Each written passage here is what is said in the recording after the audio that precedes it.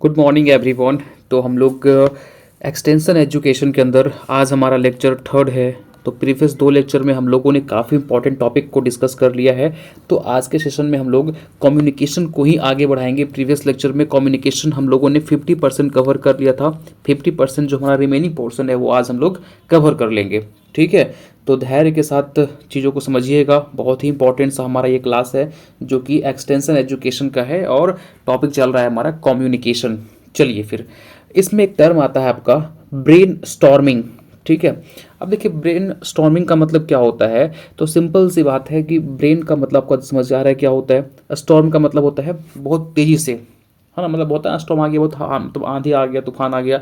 तो that simple सा concept यही है कि यहाँ पे हम क्या करते हैं कि कोई एक इशूज़ मांगे चलिए है, उस इशूज़ के ऊपर जो हमारे एक्सपर्ट्स होते हैं वो बैठते हैं और वो अपना अपना सजेशन देते हैं, मतलब जो उनके आइडियाज़ चलते हैं। जैसे दैट सिंपल से इसका कंसेप्ट मांगे चलो, उतना हम लेंदी नहीं करेंगे। ये सिंपल सा कंसेप्ट है भैया ब्रेन स्टॉर्मिंग का कि मान चलिए पैनल है, यहाँ पे कोई प्रॉब्लम रिसेंट में आ गया है, उस प्रॉब्लम से रिलेटेड हमें सॉल्यूशन चाहिए। तो क्या करते हैं, जो हमारे एक्सपर्ट्स होते हैं वो यहाँ बैठे होते हैं और ये इशूज़ जो है वो उन तक रख दिया जाता है कि भैया ये इशू चल रहा है, इसका सॉल्यूशन क्या हो सकते हैं। तो बहुत सारे लोग अपने जो दिमाग में मतलब होता है दिमाग को दौड़ाना, दैट्स उसी का मीनिंग बोल रहा है ब्रेन स्टॉर्मिंग।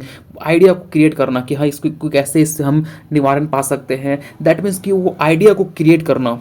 ठीक है, तो बहुत जो भी आपके मन में आ रहा है, जो आप इसका पॉसिबल सॉल्यूशन आप सोच पा रहे हो, वो पैनल तक रखना। That is known as brainstorming. Hope so आपको क्लियर हो गया होगा कि ब्रेन स्टॉर्मिंग का सिंपल सा मतलब क्या है। तो देखिए क्या बोलता है, is a group problem solving method that involve a spontaneous contribution, ठीक है, of creative ideas and solution. मैंने बताया आपको कि भैया यहाँ पे हम एक्सपर्ट्स रहते हैं और उनको एक इशू दे दिया जाता है और उस इशू पे वो मतलब डिबेट करते हैं और आइडियाज़ को बताते हैं, उनका सॉल्यूशन क्या हो सकता है, उन पे वो बातें करते हैं। दैट मीन्स कि अपने दिमाग को वो दौड़ाते हैं। ठीक है, जो पॉसिबिलिटीज़ सॉल्यूशन क्या इनके मिल पाएंगे।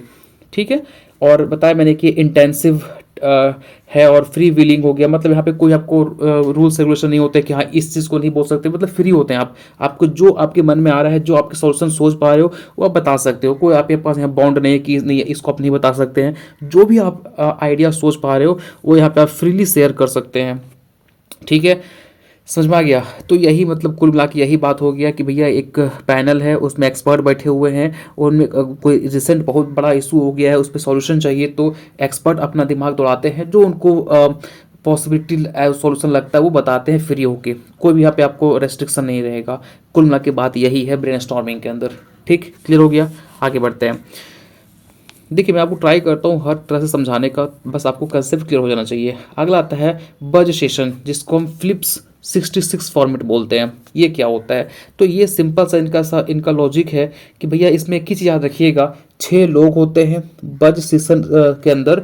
6 लोग होते हैं और ये डिस्कस करते हैं किसी टॉपिक के ऊपर 6 मिनट, मतलब 6 लोग 6 पीपल रहेंगे और किसी भी टॉपिक के ऊपर ये ओनली 6 मिनट डिबेट करेंगे। दैट मीन्स बहुत ही शॉर्ट टाइम का ये डिस्कशन होता है और ओनली यहाँ पे 6 मेंबर ही इन्वॉल्व होते हैं। ठीक है, तो ये एक फॉर्म है किसका, ब्रेन स्टॉर्मिंग का। ठीक, समझ में आ गया। तो कुल मिला के ये जो पॉइंट है वो आपके लिए इंपॉर्टेंट है। 6 people discuss on a topic for only 6 minute. ठीक, आगे बढ़ते हैं। अब आपका अगला है according to equipment it has 2 type. Equipment के अकॉर्डिंग ये 2 टाइप का होता है, एक होता है प्रोजेक्ट, एक होता है नॉन प्रोजेक्ट। अब दोनों में क्या डिफरेंस है देखिए, समझ में आ जाएगा आपको। प्रोजेक्ट के अंदर भाई आपको पता है कि हम प्रोजेक्ट में क्या करते हैं, पीपीटी वगैरह कॉलेज में प्रेजेंट करते हो ना। ठीक है, तो प्रोजेक्ट के अंदर हमारा फिल्म प्रोजेक्ट आ सकता है, स्लाइड प्रोजेक्ट आ सकता है, ओवरहेड प्रोजेक्ट आ सकता है ना। हम एपिडास्कोप यूज़ करते हैं, ओपेक प्रोजेक्टर यूज़ करते हैं। तो दैट मीन्स कि हम प्रोजेक्टर का यूज़ करके हम चीज़ों को दिखा के हम किसानों को समझा रहे हैं। तो ये मेथड जो हम यूज़ करते हैं ना, वो किसके अंदर आता है, आपका प्रोजेक्ट के अंदर आता है। ठीक है, अगला आता है आपका that is non project method. तो यहाँ पे क्या है, यहाँ पे हम कोई भी मशीनरी का यूज़ नहीं करते हैं। यहाँ पे हम फ्लैश कार्ड हो गया, ग्राफ्स हो गया, चार्ट हो गया, लिफलेट्स हो गया, फोल्डर हो गया, ब्लैक बोर्ड हो गया, ये सब का यूज़ करते हैं। ठीक है, और ताकि देखिए यहाँ पे कोई तो हम फिल्म नहीं बना रहे ना। आप जैसे मान के चलिए कोई इंपॉर्टेंट आप को पता होगा कि जब आप जाते थे स्कूल तो यहाँ पे एक बोर्ड लगा होता था, उस बोर्ड पे सब कुछ लिखा रहता था कि हाँ कि आज इस दिन छुट्टी रहेगा, ये रहेगा। दैट मीन्स कि आप वहाँ पे कोई फिल्म नहीं चल रही है, आप उसको पढ़ ले रहे हो। आप सुबह सुबह न्यूज़पेपर भी आता है तो किसका पार्ट है? नॉन प्रोजेक्ट का पार्ट है ना। आप उसको पढ़ के समझ आ रहे हो कि हमारे इंडिया में क्या चल रहा है, क्या नहीं चल रहा है। ठीक है, तो वो किसका पार्ट हो गया? नॉन प्रोजेक्ट का पार्ट हो गया। ठीक, आगे बढ़ते हैं।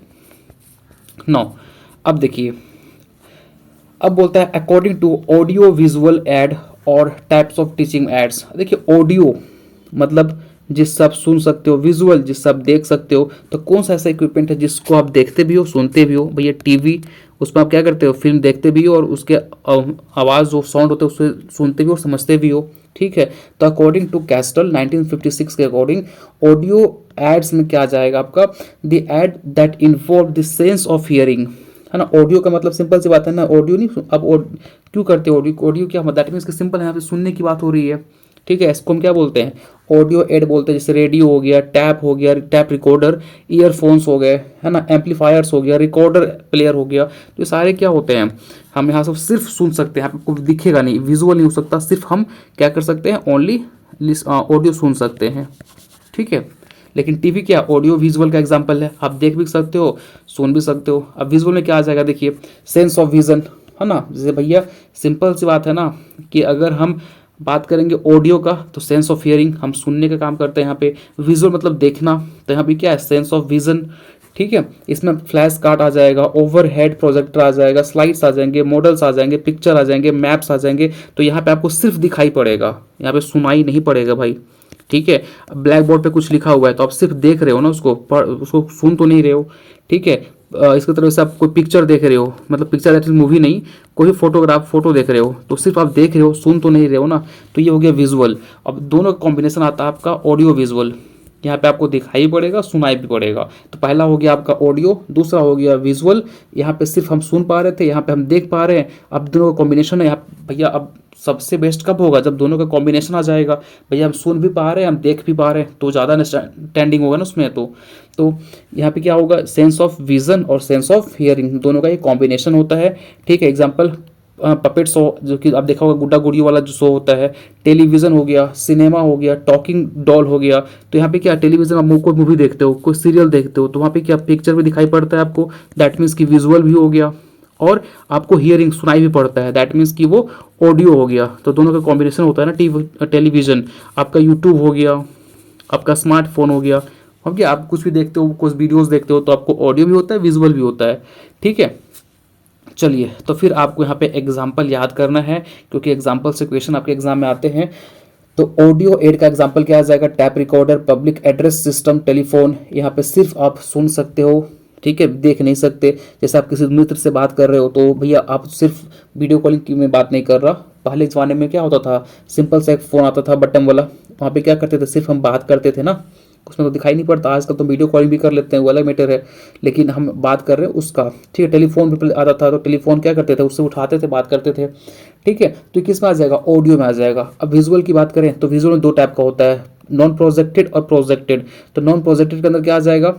चौक बोर्ड आ जाएगा, बुलेटिन बोर्ड आ जाएगा, पिक्चर फोटोग्राफ आ जाएंगे, फ्लैश ग्राफ आ जाएगा, फ्लैश कार्ड आ जाएगा, पोस्टर आ जाएगा, diagram, map, chart, graph, specimen, model, है ना, ड्रामा आ जाएगा। तो ये सारे क्या हैं? आपके नॉन प्रोजेक्टेड है, मतलब इसमें आपको सिर्फ दिखाई पड़ेगा, मतलब फिल्म की तरह नहीं चलेगा। लेकिन प्रोजेक्टर की अगर बात करें तो स्लाइड आ जाएगा, फिल्म स्ट्रिप्स आ जाएंगे, ओपेक प्रोजेक्टर आ जाएगा, ओवरहेड प्रोजेक्टर आ जाएगा। ठीक है, तो ये सारे आ जाएंगे प्रोजेक्टर के अंदर। तो इसको आप एग्जाम्पल को एज इट इज इसको याद कर लीजिएगा। ठीक है, अब देखिए कम्युनिकेशन के कुछ की एलिमेंट्स होते हैं। जैसे जो मैसेज को सेंड कर रहा है सेंडर, जो मैसेज है हो सकता है वो मैसेज होगा या तो आइडियाज़ होगा। ठीक है, अब जो इस मैसेज को पढ़ रहा है, ठीक है, एक होता है डिकोड, ठीक है, और एक होता है इनकोड। भैया जो हम मान लो कुछ मैसेज भेजे, ठीक है, हम मान के चलो कि ये मेरा फ़ोन है, ये आपका फ़ोन है, मैंने आपको मैसेज भेजा, दैट मीन्स कि मैंने इनकोडिंग करी। फिर आप जब इसको पढ़ोगे फिर खोल के, दैट मीन्स कि आपने क्या कर दिया? मैसेज को डिकोड कर दिया। ठीक है, तो जो मैसेज हम भेज रहे हैं दैट इज़ कॉल्ड आपका इनकोडिंग, अब उसके लिए हम क्या मीडियम यूज़ कर रहे हैं, फ़ोन यूज़ कर रहे हैं, अब लेटर यूज़ कर रहे हैं, जो भी यूज़ कर रहे हैं वो क्या हो जाएगा मीडियम। अब जो मैसेज को पढ़ रहा है दैट इज़ रिसीवर हो गया, दैट वो मैसेज को डिकोड करेगा और फिर वो क्या फीडबैक देगा, मतलब जो उस मैसेज का रिप्लाई देगा, ठीक है, तो आ जाएगा किसके अंदर, रिसीवर रिस्पॉन्स के अंदर या फिर फीडबैक के अंदर। क्लियर कट माइंड में रखिए। एक सेंडर होता है जो मैसेज को सेंड करता है, क्या सेंड कर रहा है, मैसेज सेंड करेगा या फिर आइडिया सेंड करेगा, ठीक है। अब जो सेंड कर रहा है उसको हम इनकोडिंग बोलते हैं। जैसे ये हम अपने मैसेज में, हम अपने फ़ोन में व्हाट्सएप से किसी दोस्त से बात करना था, हमने उसको लिखा हाय कैसे हो, दैट मीन्स कि मैंने मैसेज का इनकोडिंग करी है, ठीक है। अब उसके लिए हमने क्या यूज़ किया, हमने मोबाइल फ़ोन का यूज़ किया, ठीक है, वो हमारा मीडियम बन गया। अब जिसके पास हम मैसेज भेजे हैं वो मैसेज खोलेगा, पढ़ेगा, दैट मीन्स कि मैसेज को क्या किया, डिकोड किया, फिर उसको वो रिस्पॉन्स करेगा, हाँ मैं ठीक हूँ, दैट मीन्स कि वो फीडबैक दे रहा है। तो ये कुछ की एलिमेंट्स होते हैं, ठीक है, कम्युनिकेशन के। Is it clear? तो अब देखिए, बहुत सारे आपके साइंटिस्ट थे, कुछ उन्होंने कुछ इंपॉर्टेंट से दिए हुए हैं कम्युनिकेशन मॉडल, ठीक है। जैसे मैं आपका उसमें आ जाएगा, देखिए पहला आगा एरिस्टोटल मॉडल, ठीक है, एग्जाम के अंदर डायरेक्ट पूछा जाता है कि एरिस्टोटल मॉडल की कम्युनिकेशन के एलिमेंट लिखिए, ठीक है। तो एरिस्टोटल के अकॉर्डिंग 3 ही एलिमेंट थे, स्पीकर, स्पीच, ऑडियंस, ठीक है। इनके अकॉर्डिंग 3 ही कम्युनिकेशन के एलिमेंट होते हैं, स्पीकर, स्पीच और ऑडियंस, ठीक है। दूसरा आता है सिनाम वेबर मॉडल। इनके अकॉर्डिंग एक सोर्स होता है, फिर ट्रांसमीटर होता है, सिग्नल होता है, रिसीवर होता है और डेस्टिनेशन होता है। तो ये इनके अकॉर्डिंग जो है वो एलिमेंट है। किनके अकॉर्डिंग, शेनन वेबर मॉडल, ये आपका आ जाएगा। तो आपको आज याद करना है कि शेनन वेबर मॉडल के अंदर क्या क्या एलिमेंट थे। इसी तरीके से देखिए तो वेस्ले एंड मार्चन्स मॉडल ये क्या बताता है कि सेंडर होता है, इनकोडर होता है, चैनल होता है, डिकोडर होता है, रिसीवर होता है। एज इट इज को याद कर लीजिएगा आप, ठीक है। अगला आता है बर्लो मॉडल, इंपॉर्टेंट है। बर्लो मॉडल इंपॉर्टेंट है, इसमें सोर्स आता है, मैसेज आता है, चैनल आता है और रिसीवर आता है, ठीक है। अगला एस एम है ना आपका SMCRE मॉडल, जिसको हम रोगर और शूमेकर मॉडल बोलते हैं। इसके according source, message, channel, receiver और इफेक्ट ये आता है। तो इसको भी आपको एज इट इज याद करना, सारे मॉडल आपको एज इट इज याद करनी है, ठीक है। हाँ, ये काफ़ी इंपॉर्टेंट है। जब भी पॉल लेगिंस के द्वारा जो दिया गया आपका मॉडल था, उनमें पहला आता है कम्युनिकेटर, फिर मैसेज, फिर चैनल, फिर ट्रीटमेंट, फिर ऑडियंस, फिर आपका रिस्पॉन्स ऑफ ऑडियंस। तो ये वेरी वेरी इंपॉर्टेंट, याद आपको सब 6 याद रखना है, ठीक है। मतलब ये भी आपको, मतलब टोटल आपको 7 जो मॉडल है आपको याद रखना है। एग्जाम में कोई भी पूछ देता है बर्लो मॉडल बताइए, बर्लो मॉडल ऑफ कम्युनिकेशन, तो आपको सारा का सारा पता होना चाहिए, ठीक है। चलिए, तो ये था हमारा कम्युनिकेशन का टॉपिक। नो फ्रेंड्स, बढ़ते हैं अपने दूसरे टॉपिक की तरफ। तो पहले मुझे आप ये बताइए कि क्या आपको एक्सटेंशन एजुकेशन पढ़ के मज़ा आ रहा है। होप सो आपको मज़ा आ रहा होगा, क्योंकि मैं हर टॉपिक को इतनी आसानी तरीके से समझाने की कोशिश कर रहा हूँ कि आपको इन बिटवीन लेक्चर ही चीज़ें याद हो जाएंगी। बाद में आपको सिर्फ एक काम बचेगा, रिवीजन करना, ठीक है। तो आपको मज़ा आ रहा होगा, डेफिनेटली मज़ा आ रहा होगा। और नहीं भी आ रहा है तो फ्रेंड्स, तो इसमें कोई कॉमेडी तो हो नहीं रही कि आपको मज़ा आना चाहिए। चीज़ों को सीरियस होकर बस आपका कंसेप्ट क्लियर हो जाना चाहिए, चाहे आप मेरे से पढ़ो चाहे किसी से पढ़ लो, ठीक है। तो उतना आप लोड लेके नहीं चलना है, बस चीज़ों को समझना है, ठीक है। चलिए बात करते हैं आज अपने दूसरे टॉपिक की तरफ। हमारा कम्युनिकेशन यहाँ पे ख़त्म होता है और हम अब पढ़ेंगे डेमोन्स्ट्रेशन के बारे में। इम्पॉर्टेंट है डेमोन्स्ट्रेशन का सिंपल सा कंसेप्ट अगर मैं आपको बताने की कोशिश करूँ, लिखा हुआ बाद में पढ़िएगा। जैसे मान के चलिए कि आप एक साइंटिस्ट हैं, ठीक है। आपने क्या किया, रिसेंट में एक राइस की कोई वैरायटी, मान के चलिए एक्स वैरायटी है, उसको आपने डेवलप करी, ठीक है। अब आप चाह रहे हो कि हमारा किसान जो है वो ये वैरायटी को अडॉप्ट करे, इसको ये कल्टीवेट करे, ठीक है। तो आप क्या किए, इस वैरायटी को लेके पहुंच गए किसी गांव में, ठीक है। इस गांव में गए, किसानों को आपने बताया कि भैया ये वैरायटी है, बहुत ही अच्छी वैरायटी है, अच्छा खासा आपको उत्पादन देके जाएगा, तो इस वैरायटी को आप अडॉप्ट कीजिए, इसको आप अपने फील्ड में लगाइए। तो क्या लगता है, किसान आपकी बातों को सुन के अपने फील्ड में लगा लेगा? 1% किसान होंगे जो शायद एग्री हो जाए, लेकिन 99% किसान ऐसे होंगे जो एग्री ही नहीं होंगे, कि हाँ ठीक है सर आप बोल रहे हैं तो ठीक है होगा, इसको हम लगा लेते हैं अपनी फील्ड में। तो ये जो है ना तरीका, वो किसान के पास काम नहीं करता है, क्योंकि ऑलरेडी वो कोई वाई वैरायटी होगा, कोई ए वैरायटी होगा, मान के चलिए कोई ऐसी कोई भी वैरायटी होगा जिसको ऑलरेडी ये लगा रहे हैं अपने फील्ड में, इनको ये प्रॉपर लगा रहे हैं, उनके उत्पादन को इन्होंने देखा है आंखों से, तब जाके वैरायटी को ये लगा रहे हैं और इसको वो लगाएंगे। डेफिनेटली वो उसी को लगाएंगे। आप कितनों हाथ से बोल के चले जाइएगा, समझा के चले जाइएगा, लेकिन वो जब लगाने की बारी आएगी तो वो वही वैरायटी को लगाएंगे जिसको इन्होंने अपने आंखों से देखा है। ठीक है, तो कहने की मैं क्या कोशिश कर रहा हूँ, ये समझने की कोशिश कीजिए कि किसान, कोई भी साइंटिस्ट अगर जाएगा उसके पास लेके, तो क्या वो अडॉप्ट करेगा? नहीं करेगा। तो तरीका क्या है इसके पास कि इसलिए आपके पास आते हैं केवीके। तो आप क्या कीजिए कि आप इस वैरायटी को, ठीक है, लेके जाइए किसान के पास और किसी एक किसान के फील्ड को चूज कीजिए और उसके फील्ड में इससे लगा के दिखाइए। ठीक है, जब आप उसके फील्ड में लगाएंगे तो किसान इसको देखेगा और देखने के बाद वो एनालिसिस करेगा कि भैया हमारा जो पहले हम लगा रहे थे उससे बेहतर है यार, अच्छा इसका टिलर्स आ रहे हैं, अच्छे इसमें दाने आ रहे हैं, दैट मीन्स की बहुत ही अच्छी वैरायटी है। तब जाके किसान इस वैरायटी को लगाना बंद करेगा और आप जो आप क्रिएट किए हो, जो डेवलप किए हो, उसको ये अडॉप्ट करेगा। ठीक है, ये तरीका होगा। और यही चीज़ हमारा डेमोन्स्ट्रेशन के अंदर आता है कि भैया किसान कभी भी आपकी बातों पे आके वो चीज़ों को, कोई भी टेक्नोलॉजी को अडॉप्ट नहीं करेगा जब तक उसको आप करके दिखाइएगा नहीं। ठीक है, तो डेमोन्स्ट्रेशन का सिंपल सा कंसेप्ट है कि कोई भी चीज़ आप अगर डेवलप करते हो तो उसको पहले करके किसानों को दिखाइए, उसके बाद वो किसान जो है वो इंटरेस्ट दिखाएगा उस चीज़ों को अडॉप्ट करने में। ठीक है, तो that is known as demonstration. ठीक है, समझ में आ गया? अब डेफिनेशन पढ़िए क्या बोलता है, देखिए। Demonstration means showing by doing. ठीक है भैया, करके दिखाइए। ठीक है, केवल बातों में आके किसानों को बेवकूफ़ मत बनाइए, पहले कीजिए फिर दिखाइए कि हाँ ये जो है वो आप जो लगा रहे हैं उससे बेहतर ही है, तभी जो किसान है वो अडॉप्ट करेगा। तो इसका एक कंसेप्ट याद रखिएगा, learning by seeing and doing. ठीक है, करके अच्छे से उसको दिखाइए, फिर वो जो है वो अपने काम में ले लेगा। ठीक है, तो ये आपका जो है वो डेमोन्स्ट्रेशन का कंसेप्ट है। ठीक है, समझ में आ रहा है? तो हम कैसे सीखेंगे भैया? करके और देख के। ठीक है, ये इनका एक मोटिव है कि कोई चीज़ को हम कब सीखेंगे? करके और देख के। ठीक, समझ में आ गया? चलिए अब हम बात करते हैं टाइप्स ऑफ डेमोन्स्ट्रेशन की। तो दो टाइप का आपका डेमोन्स्ट्रेशन होता है, एक होता है मेथड डेमोन्स्ट्रेशन, दूसरा होता है आपका रिजल्ट डेमोन्स्ट्रेशन। एक और होता है जो कि आप बहुत ही कम पढ़े होंगे, जिसको हम आगे बताएंगे, कंपोजिट डेमोन्स्ट्रेशन करके वो आता है। लेकिन फिलहाल दो ही आप फोकस रखिए, एग्जाम के अंदर दो ही आपके एग्जाम में पूछे जाएंगे। तो देखिए, अगर बात करें मेथड डेमोन्स्ट्रेशन की, तो इसमें क्या करते हैं हम? इसमें सिंपल सी बात, हम क्या करते हैं, किसानों को टेक्निक सिखा देते हैं।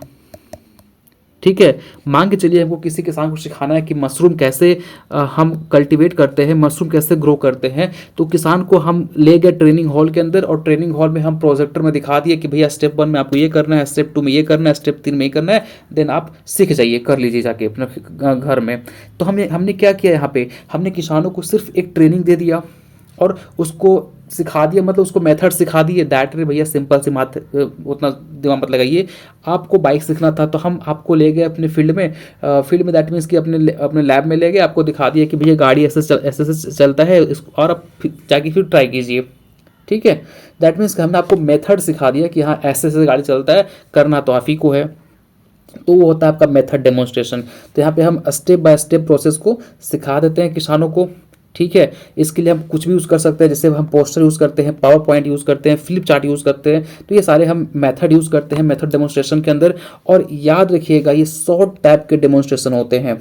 ठीक है, या इसको हम यहाँ पे कोई भी हम कंपेयर नहीं करते हैं कि भैया ये मेथड जो है वो अच्छा है, इससे पहले वाला मेथड ये था, हम कोई कंपैरिजन नहीं करते। बस हमको सिखाना है मशरूम कैसे कल्टीवेट करते हैं, सिंपल मैंने आपको मेथड सिखा दिया, बात खत्म। हम कोई कंपैरिजन नहीं कर रहे हैं कि पहले ई मेथड से हमने लगाया था तो मेरा रिजल्ट ऐसा था, अभी इस मेथड से लगाएंगे तो रिजल्ट हमारा ऐसा होगा। हम कोई कंपेयर नहीं कर रहे हैं, सिर्फ आपको केवल हम मेथड सिखा रहे हैं, स्किल सिखा दे रहे हैं, उसके बाद करना आप ही को है, बात खत्म। ठीक है, और ये क्या है? ओल्डेस्ट फॉर्म ऑफ टीचिंग है। तो सारा क्वेश्चन आपका एग्जाम का पूछा हुआ है कि कौन सा ऐसा डेमोन्स्ट्रेशन का मेथड है जिसमें हम step by step use process को सिखाते हैं, तो मेथड डेमोन्स्ट्रेशन के अंदर। दूसरी बात कि ये शॉर्ट टाइप ऑफ डेमोन्स्ट्रेशन कौन है, मेथड डेमोन्स्ट्रेशन। और ओल्डेस्ट फॉर्म ऑफ टीचिंग कौन है, मेथड डेमोन्स्ट्रेशन। ठीक है, एग्जाम्पल वही बताया आपको कि हम यहाँ पे सिखाएंगे कि किसान कैसे फील्ड में फर्टिलाइजर को अप्लाई करना है, बात खत्म, मेथड सिखा दिया आपको मैंने। कोई कंपैरिजन नहीं करी कि हमने जब ब्रॉडकास्टिंग किया था तो रिजल्ट ये था, हम जब प्लेसमेंट किए तो रिजल्ट ये था। ठीक है, हमने ऐसा कुछ कंपेयर नहीं किया, सिर्फ आपको मैंने स्किल सिखा दिया।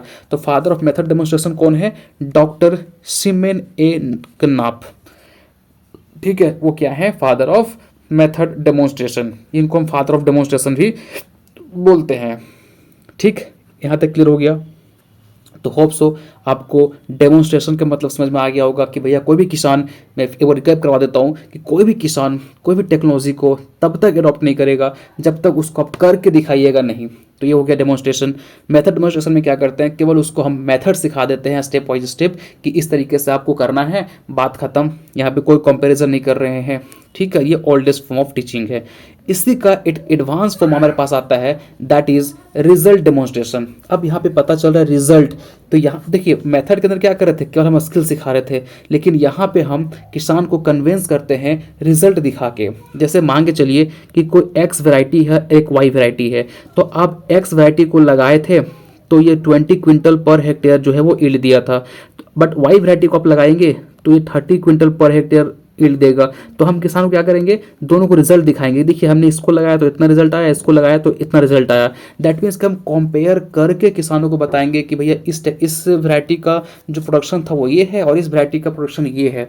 तो कुल मिला के यहाँ पे हम बात करते हैं रिजल्ट को दिखा के कि आपने इस टेक्नोलॉजी को यूज़ किया था तो आपका रिजल्ट ये आएगा, और इस टेक्नोलॉजी का आप यूज़ करेंगे तो रिजल्ट आपका ये आएगा। ठीक है, तो कुल मिला के यहाँ पे हम रिजल्ट ओरिएंटेड बातें करते हैं। अब सिंपल सी बात है ना, ऐसे समझिए, सिंपल सी बात आपको लेना है एडमिशन, आप ग्रेजुएशन कर लिया, आपको एएफओ का तैयारी करना है, आपको लेना है एडमिशन। ठीक है, तो आप किसी रैंडम किसी कॉलेज में किसी इंस्टीट्यूट में चले गए, आपने वहाँ पे एडमिशन ले लिया। ठीक है, आपने बताया कि हाँ यहाँ पे सब जैसे होता है ना, किसी ने बता दिया कि हाँ यहाँ पे सब कुछ पढ़ा होता है, बढ़िया से क्लास चलते हैं, आपने एडमिशन ले लिया। ठीक है, तो ये उतना ज़्यादा परफेक्ट होगा कभी कि आपने नहीं उसका एनालिसिस करी कि भैया ये जो इंस्टीट्यूट में हम एडमिशन ले रहे हैं वहाँ कभी रिजल्ट भी हुआ है, कोई लोग सेलेक्ट भी हुए हैं, आपने कुछ नहीं देखा, जाके चुपचाप एडमिशन ले लिया। एक बच्चा और था जो गया इस इंस्टीट्यूट में और बोला भैया ठीक है हम एडमिशन ले रहे हैं, पहले मुझे आप अपना रिजल्ट दिखाइए कि आपके प्रीवियस ईयर्स में कितने बच्चे आपकी इंस्टीट्यूट से सिलेक्ट हुए हैं। तो प्रॉपर ये रिजल्ट देखेगा, हाँ कि रिजल्ट अच्छा खासा है, अच्छा खासा लोग बच्चे यहाँ से सिलेक्ट हुए हैं, तब जाके बच्चा एडमिशन लिया। तो बताइए सुपीरियर कौन हुआ, ये बच्चा कि ये बच्चा? डेफिनेटली ये, क्योंकि ये सब कुछ देख लिया कि हाँ रिजल्ट दे रहा है, दैट मीन्स कि कंटेंट में दम होगा, सब कुछ देख के ये एडमिशन लिया। तो कहीं ना कहीं ये ज़्यादा सुपीरियर होता है। हम कोई चीज़ को जब हम रिजल्ट कंपेयर करके कि हाँ प्रीवियस ईयर्स में हमारा ये था अब ये है, तो रिजल्ट जो हम देखते हैं ना तो वो ज़्यादा अच्छा माना जाता है एज़ कम्पेयर टू कि आप उसको स्किल सिखा दो। ठीक है, तो यहाँ पे ना के बात यही हो गया कि हम यहाँ पे रिजल्ट ओरिएंटेड बातें करते हैं, रिजल्ट को देख के हम चीज़ों को अडॉप्ट करते हैं। और यहाँ पे ये क्या हो गया, लॉन्ग टाइप का डेमोन्स्ट्रेशन, क्योंकि रिजल्ट है मतलब भैया आपको उसका कोई चीज़ आप सोइंग किए हो तो आप उसके रिजल्ट तक वेट करेंगे कि नहीं करेंगे। ठीक है, तो यहाँ पे आपको वेट करना पड़ेगा जब तक उसका रिजल्ट नहीं आ जाए, तो ये लॉन्ग टाइप के डेमोन्स्ट्रेशन होता है। ठीक है, और यहाँ पे हम ओल्ड वन से न्यू वन का कंपैरिजन करते हैं। ठीक है, कि कौन बेटर है। ठीक है, समझ में आ गया। और देखो सिमन एक कनाप जो थे उन्होंने रिजल्ट डेमोन्स्ट्रेशन को कंडक्ट किया था कोटेन के ऊपर, याद रखिएगा, और सबसे इफेक्टिव होता है, मतलब मेथड डेमोन्स्ट्रेशन से बेटर होता है आपका रिजल्ट डेमोन्स्ट्रेशन। एक थर्ड आपको आएगा दैट इज नेशनल या फिर कंपोजिट डेमोन्स्ट्रेशन। तो फिलहाल अभी इतना बताइए कि आपको 3 वर्ड जो है वो क्लियर हो गया ना, एक डेमोन्स्ट्रेशन क्या होता है, मेथड डेमोन्स्ट्रेशन और रिजल्ट डेमोन्स्ट्रेशन में क्या डिफरेंस है। डिफरेंस केवल यही है कि भैया कि इसके अंदर हम किसान को केवल मेथड सिखा देते हैं, ध्यान समझिए, इसमें किसान को हम केवल स्किल सिखा देंगे, मेथड सिखा देंगे कैसे करना है, लेकिन यहाँ पे हम चीज़ों को कंपेयर करके सिखाएंगे कि ऐसे कीजिएगा तो ये रिजल्ट आएगा, इसके कीजिएगा तो ऐसा रिजल्ट ये आएगा। ठीक है, तो मोर ये इफेक्टिव होता है आपका रिजल्ट डेमोन्स्ट्रेशन। ठीक है, थर्ड आपका आता है नेशनल या कंपोजिट डेमोन्स्ट्रेशन। तो यहाँ पे सिंपल सी बात है, ये दोनों का कॉम्बिनेशन होता है, यहाँ पे मेथड भी सिखाते हैं और रिजल्ट भी दिखाते हैं। ठीक है, और इसका मेन ऑब्जेक्टिव बस याद रखिएगा, ये उतना इंपॉर्टेंट नहीं है, केवल इसका ऑब्जेक्टिव याद रखिएगा कि इसका कि ऑब्जेक्टिव ये है कि किस तरह से हम प्रोडक्शन को ज़्यादा लें पर यूनिट एरिया में, पर यूनिट टाइम पे। ठीक है, मतलब इसका कुल मिला के ऑब्जेक्टिव यही होता है कि प्रोडक्शन को ज़्यादा से ज़्यादा कैसे ले। ठीक है, और इसको फर्स्ट टाइम स्टार्ट किया गया था 1965 में ministry of food and agriculture के तहत। ठीक है, और इस प्रोग्राम को कौन दिया है, आईसीएआर ने 1967 के अंदर। इसको फिर मतलब ये प्रोग्राम स्टार्ट ये इसने किया था, बाद में इसको ये आईसीएआर को सौंप दिया। ठीक है, समझ में आ गया यहाँ तक, कोई दिक्कत? तो ये था हमारा topic demonstration. Hope so clear हो गया होगा कि डेमोन्स्ट्रेशन क्या होता है, result demonstration, method demonstration, composite या नेशनल डेमोन्स्ट्रेशन क्या होता है, ये तीनों वर्ड आपको क्लियर हो गए होंगे। टिल देन मिलते हैं नेक्स्ट लेक्चर में। नोट्स आपको टेलीग्राम ग्रुप पे मिल जाएगा, जाके आप रिवाइज कर लीजिएगा। और अभी तक हम लोगों ने काफ़ी सारे टॉपिक कवर कर लिए हैं, 10 से 12 लेक्चर लेके जाएगा, देन हमारा एक्सटेंशन कंप्लीट खत्म हो जाएगा। ठीक है, थैंक यू सो मच, मिलते हैं नेक्स्ट लेक्चर में।